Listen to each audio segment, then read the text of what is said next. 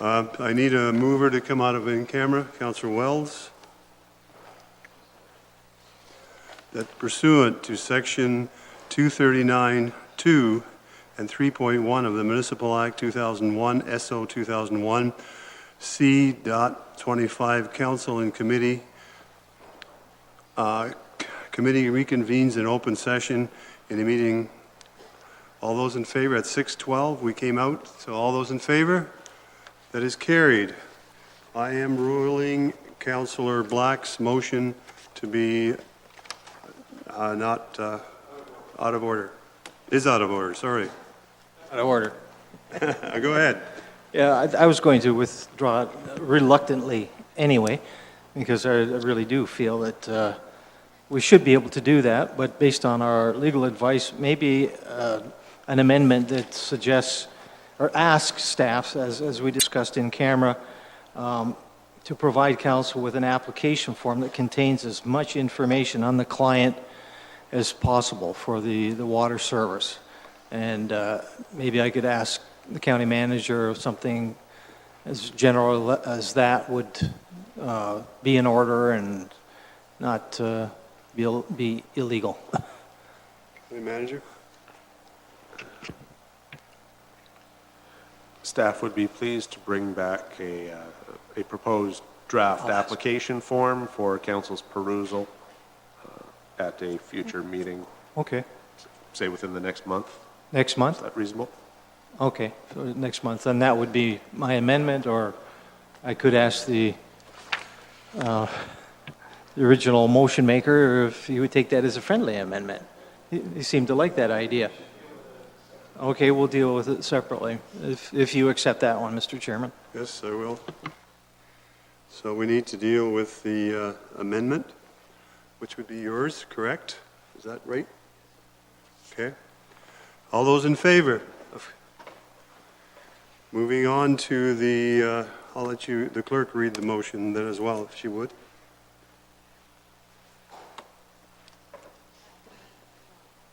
Councillor Oliver, yes? Thank you. Moved by Councillor Oliver that report FS 1720, collection of tenant water and wastewater arrears, be received as information, and that collection option number 2 be approved for implementation. All those in favor? That is carried. Moving on. One more hard one coming. Staff report DCS 17-44, Long Point Portable Washroom Locations. Mr. Baird.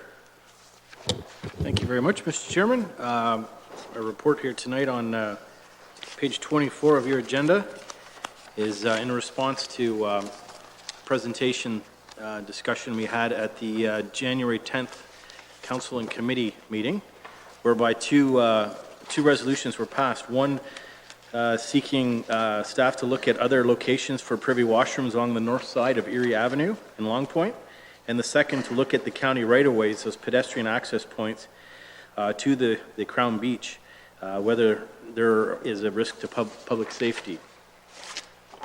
So perhaps I'll deal with the public safety item first and foremost. If you just bear with me here, I will put up a schematic for you. Go ahead.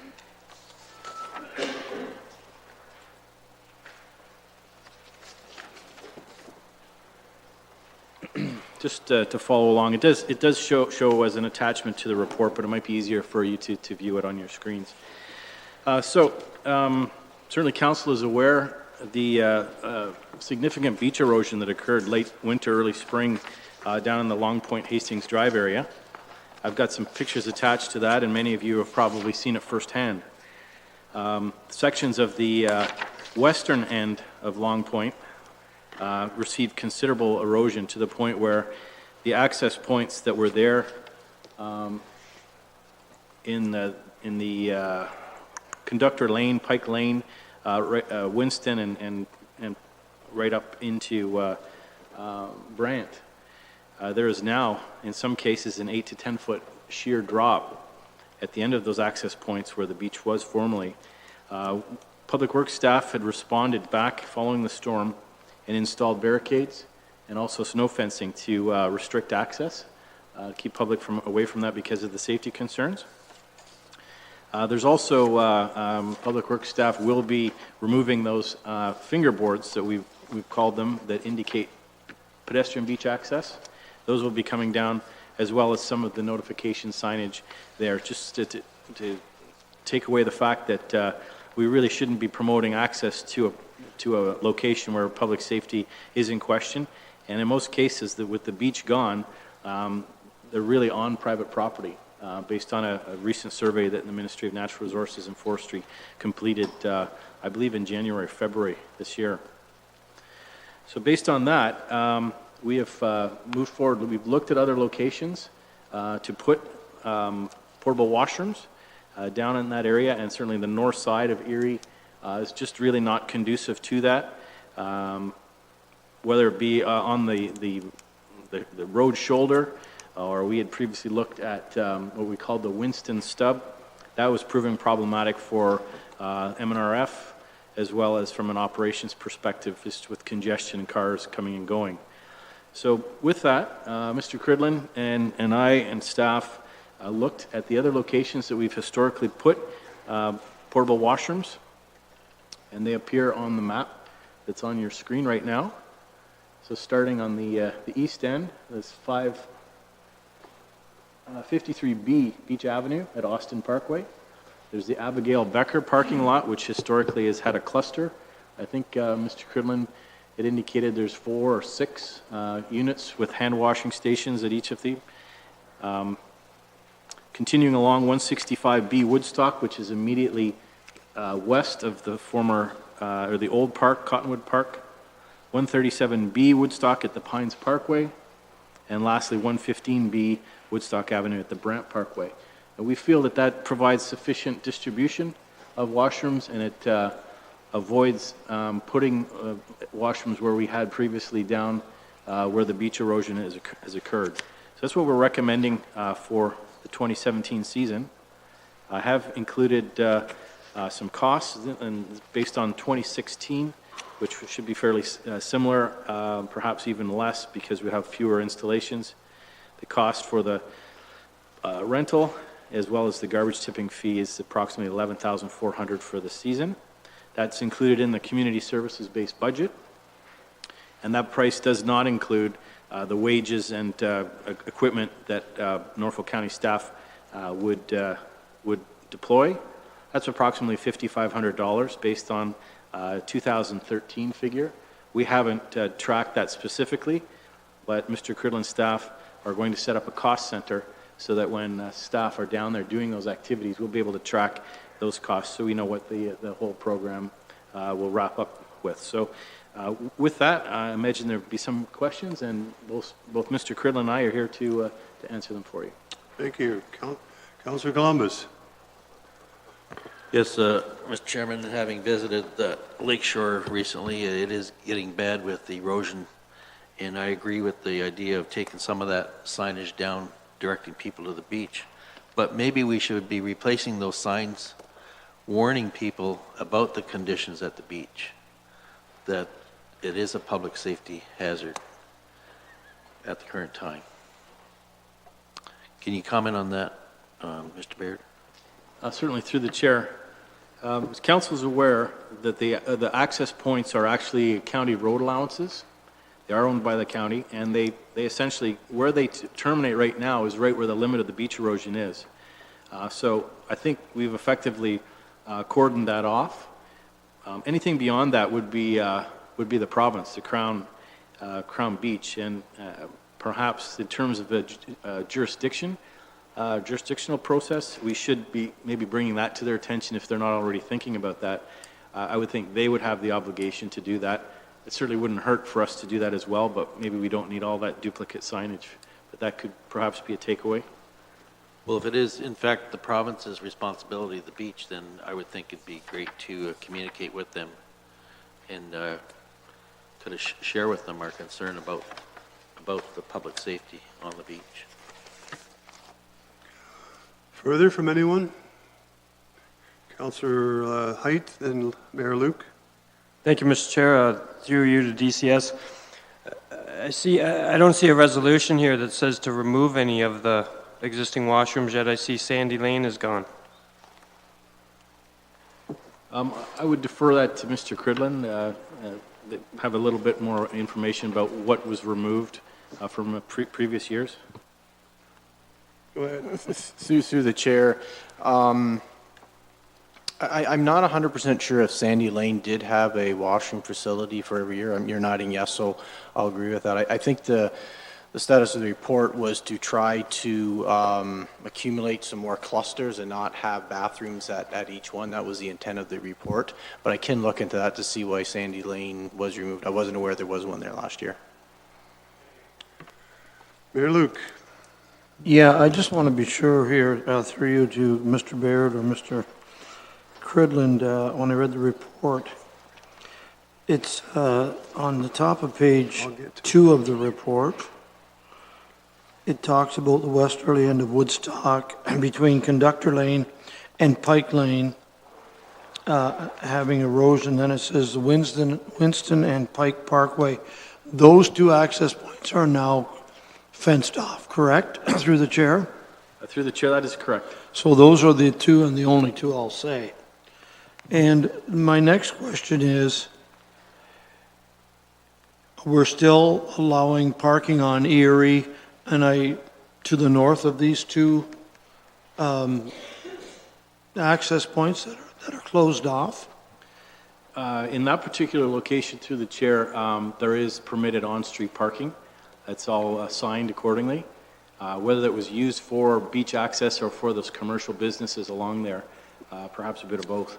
But that parking still is in effect, as is the other parking that was council had approved previously at the other sections. So my understanding then is that the Winston and Pike Parkways are not part of that, I'll call it new, although it's probably 4 or 5 years old, the new 180 spots that were created. They were already there. That is correct, through the chair. I'm just trying to make sure, Mr. Chair, that That's people fine. don't park somewhere thinking something is open when it is not, and then deciding, well, we'll have to go through private property to get to our beach. Thank you, Mr. Chair. Councilor Brunton. Thank you, Mr. Chairman. First of all, my question is, did you, like, you say it's not safe to put washrooms on the north side of Erie Ave? That's your comment, I believe? That was our observation. That is our recommendation to council. Okay, well, I just wondered, like, did you consider, like, every so often having like a concrete barrier and take up maybe 2 or 3 spaces and put the washroom right back against the marsh? Like, the cars park all along there. And I'm just, like, you saying that's not safe. If you put like the 3-foot or 4-foot concrete barrier on at each end of 3 spaces or 2 spaces and put a washroom cluster in there, you're saying that's not appropriate? I would certainly defer to Ms. Robinson in that regard, but I think from a traffic safety perspective, putting something hardened like that so close to the traveled roadway would not be, in my estimation, a good idea. A Jersey barrier, I think, is what you're referring to. Yeah, I guess that's what they're called, yeah. Lee? Through the chairman to council, I would concur. It's not recommended, or is it in accordance with any safety procedures to have something of that nature that close to the traveled portion of the road? Okay, my other question would be, the one down at, for example, are these are at beach accesses right now? Like the same locations as have been previous. They're adjacent to Woodstock or beach on that side, so they're easy to maintain. The truck comes up, they're right there on the road allowance. Will they have any, like, I remembered what they were looking at, like last year, where the cars would be lined up, people would be there, and I'm just wondering, like, do they have any better type of enclosure to kind of buffer them away from, like maybe a little wooden fence of some sort, or to hide the washroom, per se? And wash station, I think that's the one I can recall. I think council had made that suggestion, maybe if there was an opportunity to screen them That makes it perhaps more of a permanent installation. It does add more cost, but it does have a better aesthetic. Maybe one option might be to look at maybe an upgraded portable washroom. I know that would add more cost as well. But we don't want to make anything too permanent because they go in Victoria Day and they come out Labor Day. Yeah. Okay, and my next question would be, the one at the very west end, I remember walking down that, and it was, the man's deck was hanging out over the lake, and that's permanently closed, I believe it was last year. The very far westerly one. Now, you're saying there's a couple more that have been closed now this year? I'm going to defer to Mr. Cridlin. He's got probably a bit more current information on that, but I believe that is the case. Yes, through the chair. If you start in the very west end, I believe you start with Harmony Lane, which was never posted as a public access. Going easterly, you then have Conductor, and maybe that's the one Councillor Brunton's referring to, because the deck is very close there.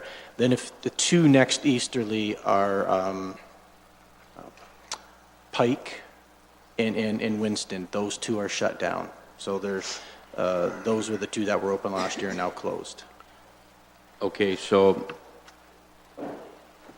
how, and I guess I'm not that familiar with it, I have been there several times, but how many public accesses are open and how many are closed? Through the chair, there are two closed that were never closed before because of the erosion this year.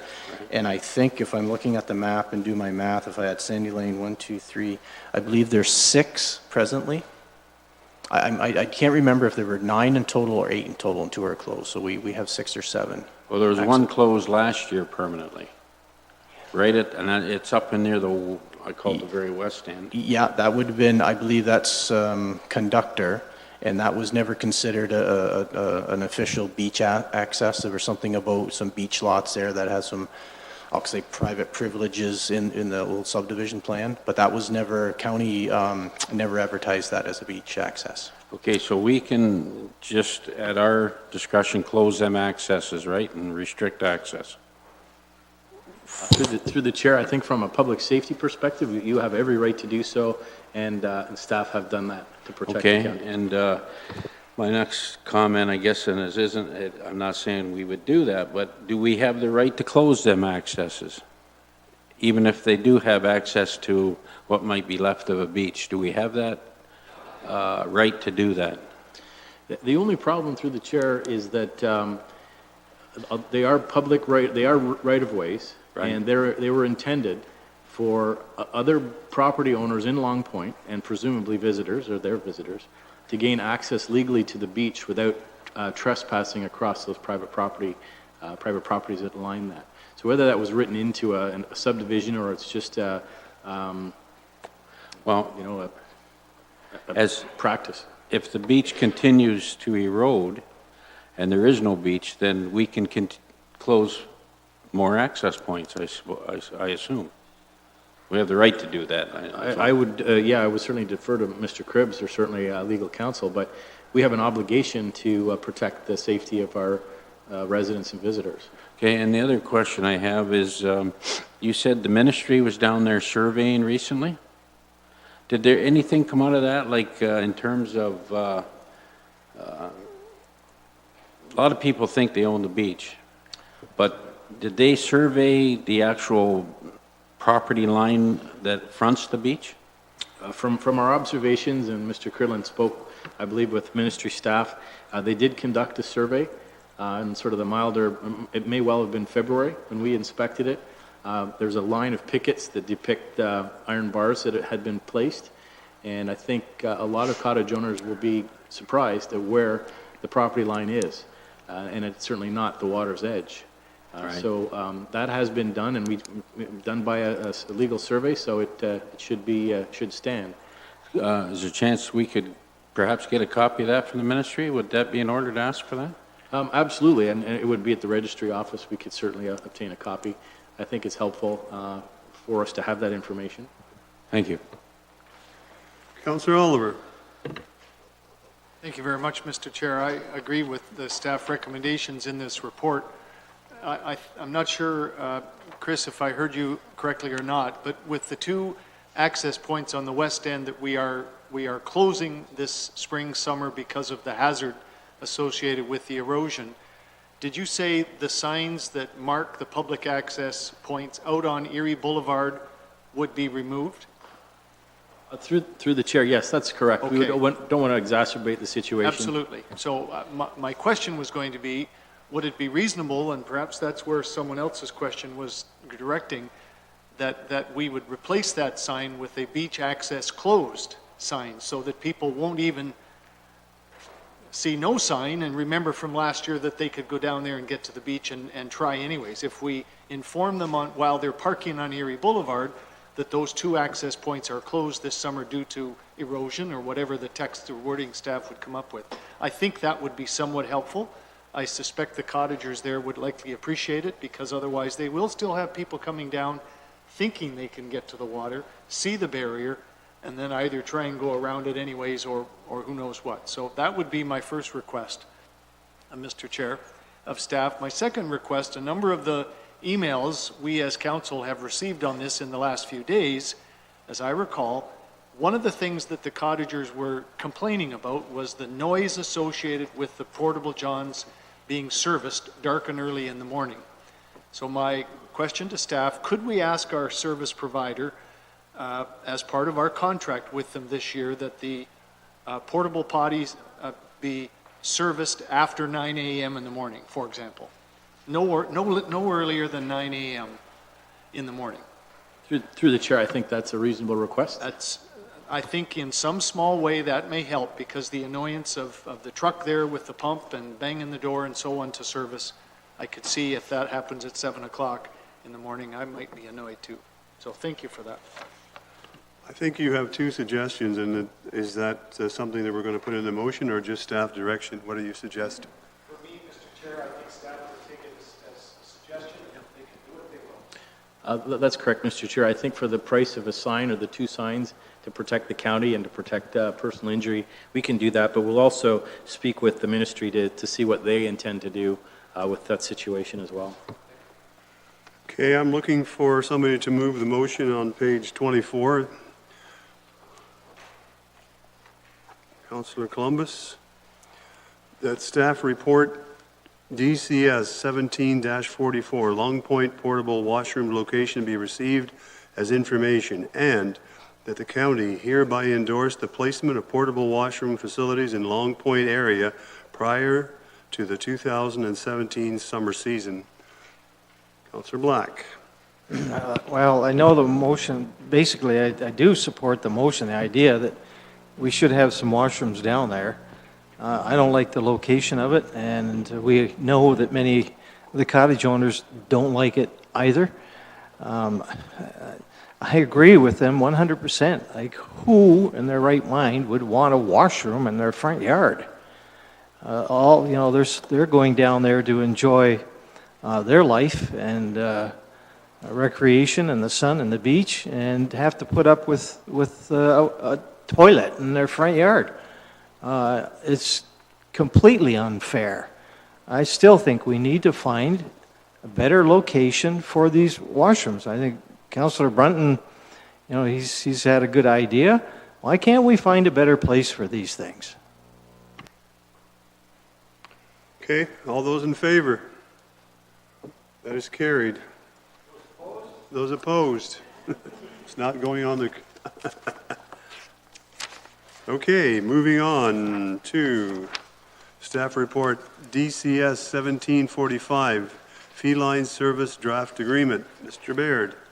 Thank you, Mr. Chairman. Our last report from DCS this evening is just a follow-up to a previous report from March 5th.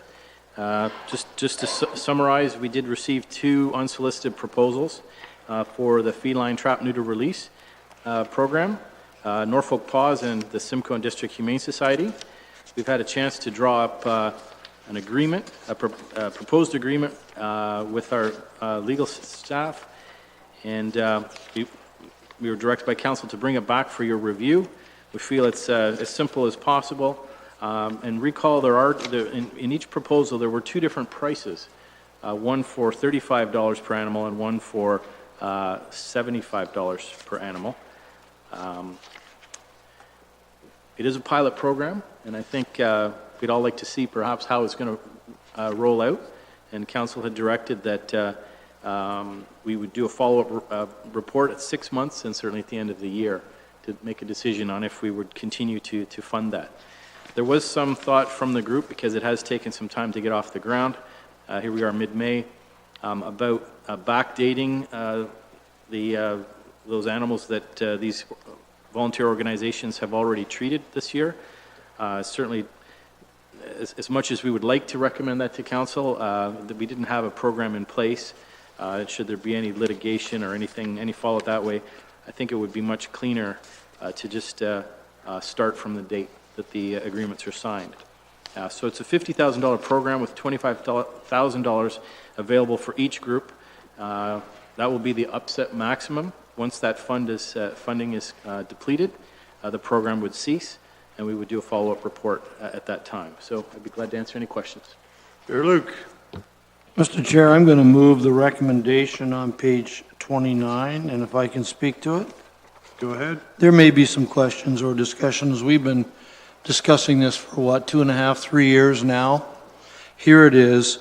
I note when I read through the agreement that 25,000 is allotted to Norfolk Paws and 25,000 to the Simcoe and District Humane Society, and that 25,000 will end either at the end of the year or when the $25,000 per organization runs out. So I don't have any problem. I think we've taken a long time to get here. It's here. It's a pilot project. Let's see how it goes. Thank you. Councillor Black. Mr. Chairman, through you to Chris, and I'll support the motion on the floor. Mayor's right. It's been a long, hard road to try to put something in place to deal with our excess feline problem. I know it's not perfect, and my question through you, Mr. Chairman, to Mr. Baird is, I guess, based on the assessment of this program, would you be looking at other options, such as the possibility of doing a means test on an individual who can't afford to have their own pet spayed or neutered? Would that be something that we might be looking at when we reassess this program? Through the chair, just to be clear, these services don't apply to pets. We're not talking about a low or no cost spay-neuter clinic. This is strictly for stray and ferals. I know that. So, I mean, if that's something that council wants to maybe pose as a question once we go through the program, perhaps there's an opportunity to do so. But a means test, with these animals, there's no owner unless they're, Yeah. No, I don't mean that. It just, cared for. Yeah, no, what I mean is, at the end of this program, there may be an opportunity to look at expanding it to people that may not be able to afford their personal pets. So I know it's totally different, but I just wondered if you had that in your mind at all. Through the chair, council can come up with any combination of that. It's always at your purview. So I would say that might be a good question at the wrap up to see how it could be a continue or see if not. I can remember that long. Yeah. Okay, thanks. Councillor Sonnenberg. Mr. Chair, Mr. Baird, you said these groups have already been working on this initiative. Do we know what's become of the cats that have been treated? Are they returned back out into the wild, or are they finding homes for them? What's been happening with them? I certainly can't speak on their behalf. They're both organizations. Their hearts are in the right place and they're doing the best they can. They're funding this currently. Their goal is always to adopt out an animal, and not every animal is adoptable. So in those cases, it's not a cull, that they may be released back into their into their environment from where they were first captured, right? But I know that's the goal of both of these organizations, is to have them adopted.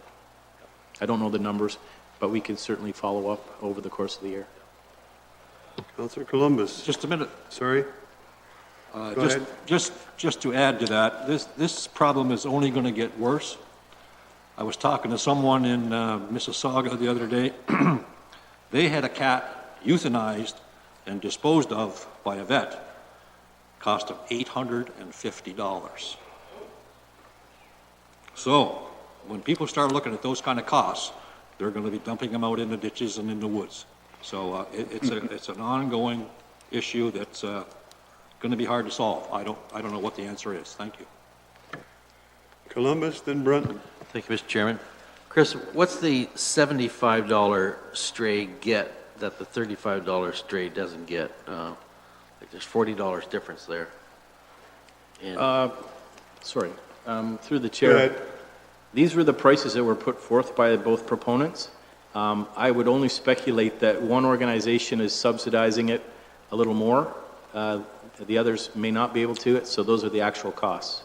So I know there certainly is a significant difference between the two rates, but by splitting the budget straight up the middle, we're able to see how each organization can deliver that program. Obviously, we want to try and treat as many animals as possible, but time will tell. Okay, and will this be self-regulated, like self-monitored? How will we know that someone and this happens where someone has barn cats in their barn, they want them spayed, they say they're strays, they bring them to, one of these organizations, but really they're part of the farm operation trying to keep mice and rats down.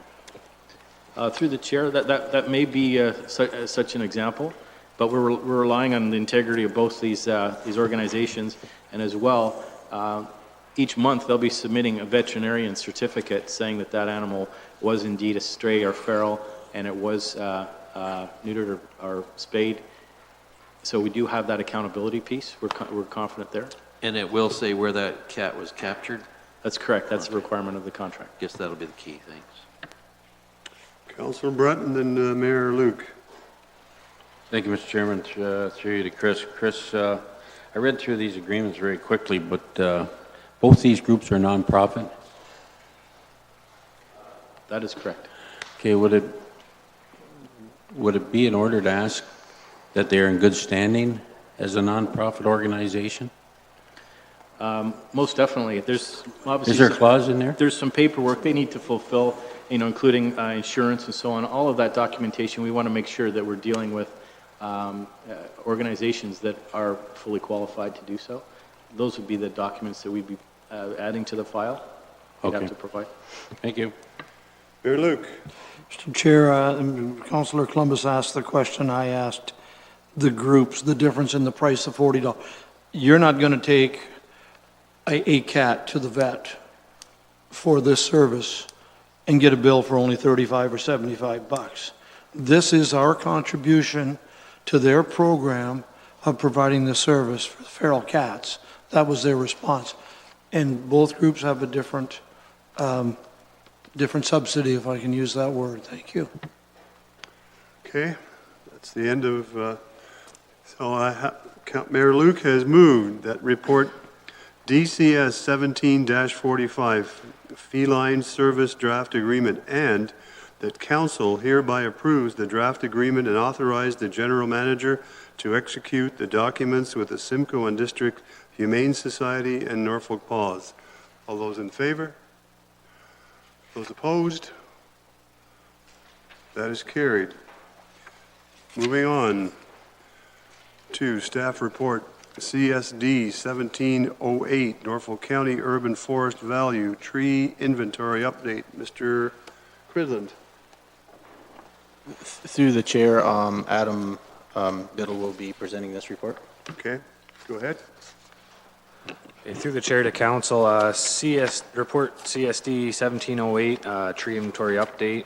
The recommendation is that it be received as information, and that further Norfolk County Council continues to support the development of a urban forest inventory and a proactive approach to managing county-owned trees.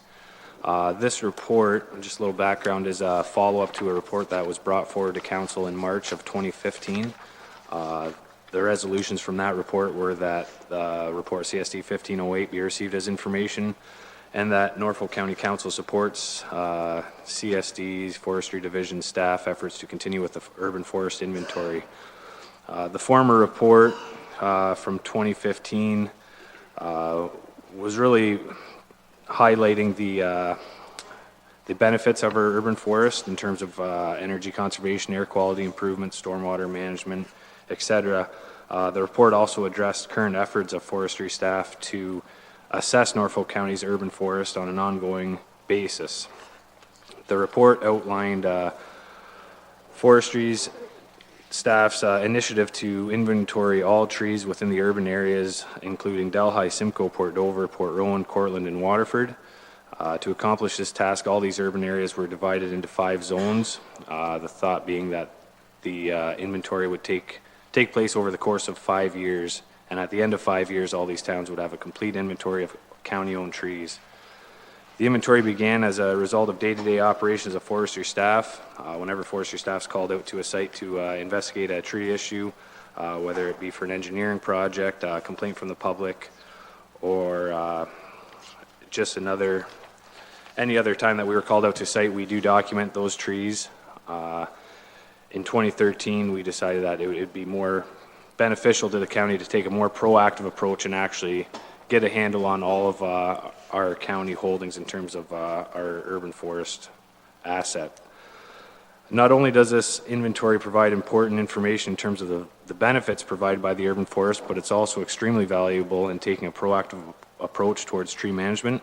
Knowing how many trees are being managed, the species composition, age classes, and condition of the trees, staff are better able to forecast maintenance costs and effectively plan tree maintenance and tree planting activities. Proactive management maximizes the benefits by the trees and reduces management costs in the long term and reduces liability. To date, forestry staff have inventoried 4 out of the 5 urban forestry zones, and we're currently working to complete the 5th zone. By the end of this year, we will have all county trees documented within those previously mentioned towns. It would exclude woodlots and natural areas within those urban boundaries. It is intended that the information will be used to strategize moving forward, a more proactive way to inspect and maintain these trees. We're going to explore different options to carry out that management and maintenance for these trees. As mentioned before, properly maintained trees exhibit better form and structure, they're less prone to failure, and they function better than unmaintained trees. Not only will a structured inspection and maintenance schedule reduce liability on the county's behalf, but it also maximizes benefits produced by the trees and prolongs the life of the tree. For interdepartmental implications, there are many benefits across the county departments. The inventory is used when planning street reconstruction projects, reviewing planning applications, scheduling maintenance in parks, cemeteries, and roadsides, and responding to calls from the public. It's also beneficial when we're planning trail maintenance and planning roadside tree planting initiatives. Comments from community planning. Community planning appreciates the level of information offered through this initiative as it assists with future development applications. It is important to keep a current inventory of county trees. Community planning is often asked if trees are county-owned or on the developer's lands. This information will assist with inquiries in a clear and concise manner. Financial service comments. The approved 2017 levy supported operating budget includes a sufficient allocation to continue with the urban forest inventory. There are no financial implications at this time. A specific budget amount has not been included as there is no direct line item for this activity. The costs are included in a number of operating budget accounts. In conclusion, at the time, forestry staff have inventoried just over 19,000 trees within those 6 urban areas. A breakdown of the trees in each urban area is included in an attachment to the report. Again, it's not complete. It's about 4 out of the 5 zones. It is the intent of Community Services Forestry Division to complete this inventory before the end of 2017.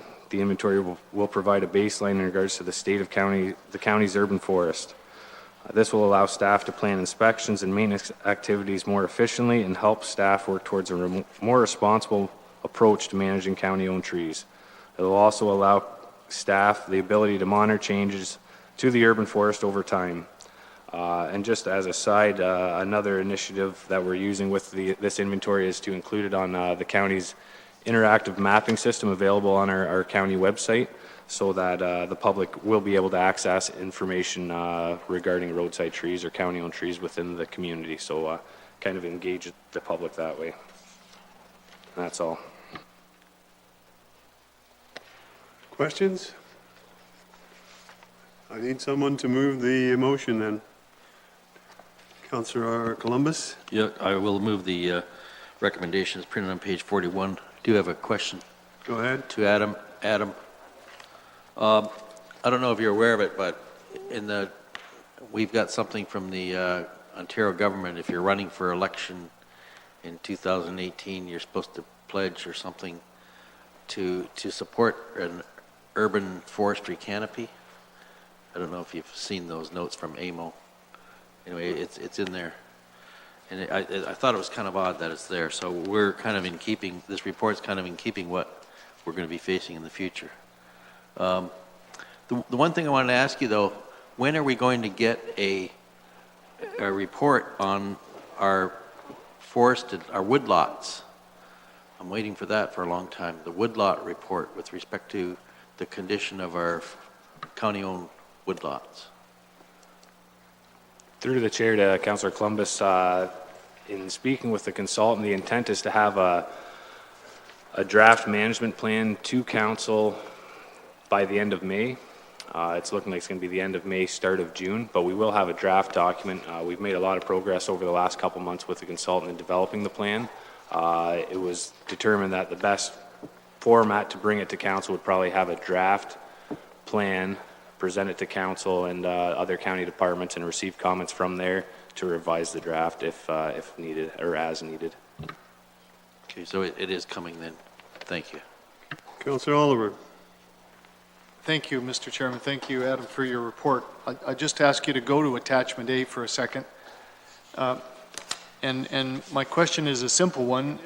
Do we have, as part of what you did with each one, you have a GPS location, obviously the species, perhaps DBH, and a general assessment of health? Is that essentially the content of the inventory that you did with each one of those 19,366 trees to date?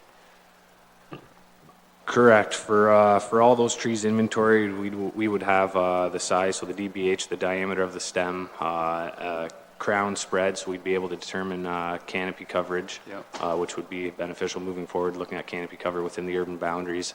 General condition of the canopy, any structural defects, and moving forward, we would be using this information to also schedule maintenance. So as the arborist is doing the inventory, he would be making notes and documenting that attached to that tree point, any required maintenance, so that we would be able to use that to schedule out the maintenance down the road.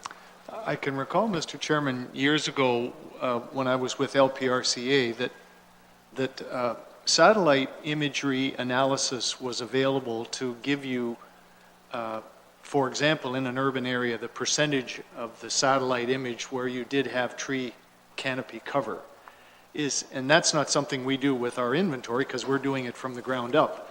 But could it be, or is it part of what you're doing with the urban forest to monitor the percentage canopy cover in the entire urban envelope using satellite data as an example? Through the chair to Councillor Oliver, that is something we've looked at, using satellite imagery to forecast entire tree canopy over the urban area. Would also be looking at private trees, which is one thing our inventory doesn't do. So there are sampling methods used for that, and we have been working with a university student to get some data in that regards, which will help moving forward. This inventory is solely focused on the county-owned lands, so the information we gather from the ground is dead on accurate, and we will have 100% inventory based on the county land trees. So the data we have will be very specific to county-owned lands, but we are looking at entire canopy covers as well through satellite. Very much for that answer, and Mr. Chairman, that's something that I think would be really, really helpful to us going forward in terms of these values of the urban tree canopy, because it's both private and public that are part of that value. Thank you. Well, Councillor Columbus has moved that staff report CSD 17-08, Norfolk County Urban Forest Value Tree Inventory Update, be received as information. and that Norfolk County Council continues to support the development of an urban forest inventory and a proactive approach to managing county-owned trees. All those in favor? That is carried. Moving on to staff report CSD 1710, single source request for arena refrigeration controller infrared sensor camera. Mr. Cridland. Yes, through the chair. Mark Bowe, the Superintendent, Parks and Recreational East Operations, will deliver this report. Okay, go ahead. Through the chair, staff is requesting to single source Simcoe Seasonal Plus controller for the Langton Arena, the approved Langton Arena capital project, and subsequently all other arenas moving forward as identified in the 10-year forecast. Some of the advantages of the controller obviously is energy savings, improved ice quality, controller specific to the arenas, and then obviously staff training and training costs would be a reduced cost. Some background on the controller: the Seasonal Plus controller is designed to operate the refrigeration plant at an optimal energy efficiency through the use of IR camera, infrared camera, outdoor temperature sensors, humidity sensors, floating head pressure strategy. The control system operates the arena refrigeration plant based on outdoor temperature and condenses at a lower temperature. And basically that's my report for tonight. Councillor Sonnenberg, then Councillor Black. I'll move the recommendation in the report. Thank you, Councillor Black. Basically, that's what I was going to do. Just to say that I think it's a good report, and it's always nice to find a way to increase efficiencies and save money, better ice quality. I'll have to ask Councillor Brunton, he plays hockey, to see if the ice improves for next year. And the fact that you have the same device for all the arenas, I think is also a bonus for staff training and being able to maybe interchange parts or just knowing what's going on in every arena. Councillor Height.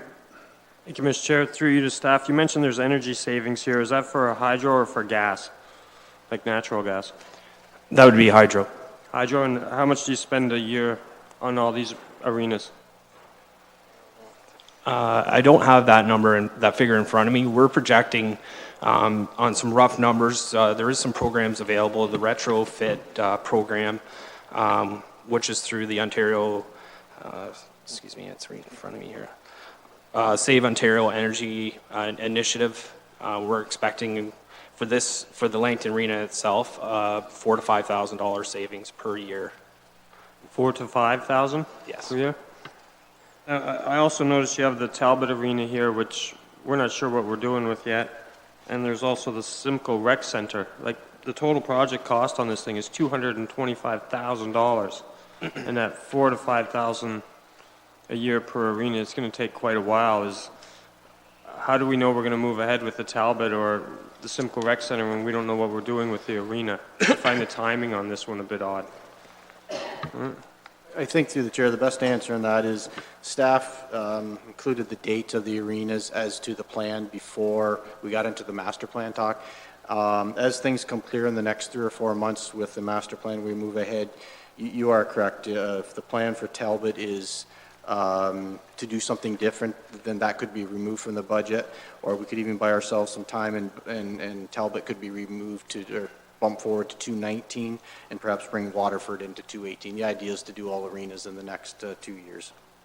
Okay, now I don't see any finances. How are we financing this operation? I believe that they would just, they're in the capital, 10-year capital going forward, so they're already slated in there. Is there money in that reserve account, or will this be a debenture? Mr. Treasurer? Through the chair, I would have to look into that to get you a specific answer. Okay, thank you. Councillor Oliver. Thank you, Mr. Chair. My question is a quick one. I certainly support this, and I appreciate the energy saving statistic that Mark gave us. My only request is that staff, and I'm sure you'll do this, but I think as long as we evaluate the first one to become confident that it's achieving the results that we want it to do before we're committed to do the others. I mean, this is new technology. You've not used it anywhere yet. I presume this will be the first arena. And I just hope that we don't jump into the other 5 before we know that it is working effectively to achieve the objectives at Langton. Through the chair, that's a very, very good question. This technology, although it's fairly new, a lot of municipalities are using it. And I just mentioned there is a pretty good, it's a little long, it's about 24-minute YouTube video, which goes through this process and has municipalities talk about the savings and how it's helping their organization. So I'll talk to Mark, and perhaps we can forward that to council, and you can view it in your spare time if you have any. Councillor Columbus. Thank you, Mr. Chairman. What is the life expectancy and the payback on this $35,000 investment? Through you to the chair, the payback is about 5 to 6 years. And how long will that unit last before it has to be replaced? We're on a 15 to 20 year cycle, so it would most likely last the cycle of the plant, possibly longer. Okay. Hopefully. Thank you. Further? If not, Councillor Sonnenberg has moved that staff report CSD 17-10 single source request for arena refrigeration controller infrared sensor camera be received as information, and that council exempt staff from the quotation and tendering procedures for goods and services outlined in Norfolk County Policy EBS-02, Section 4, for a single source specific arena refrigeration plant infrared camera and Kimco Seasonal Plus controller. All those in favor? That is carried. Moving on to staff report CSD 17-09, Port Dover Harbor Marina Advisory Committee revised terms of reference. Mr. Cridlin. Thank you. Through the chair, I will be brief with my comments.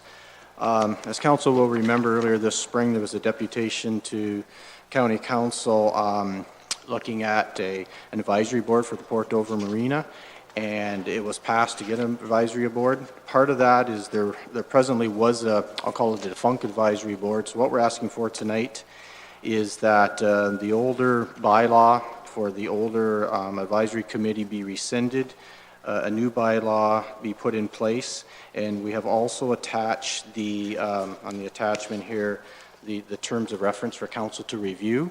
It's very similar to the one in 209 advisory committee. However, 2 things to be noted is the amount of meetings we have cut back to a minimum of 5, and I think the old agreement was a minimum of 10.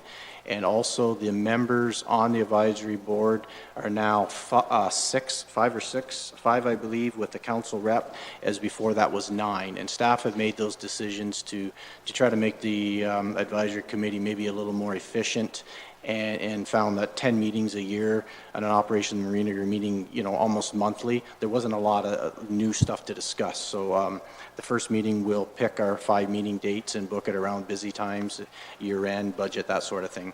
So with that, I'll turn it over to county council for any questions they may have. Councillor Wells. Thank you very much, Mr. Chair. Mr. Chair, I do not have a question. However, I would like to thank Mr. Cridlin for this report. I've also spoken with Mr. Lipset, and he certainly supports this.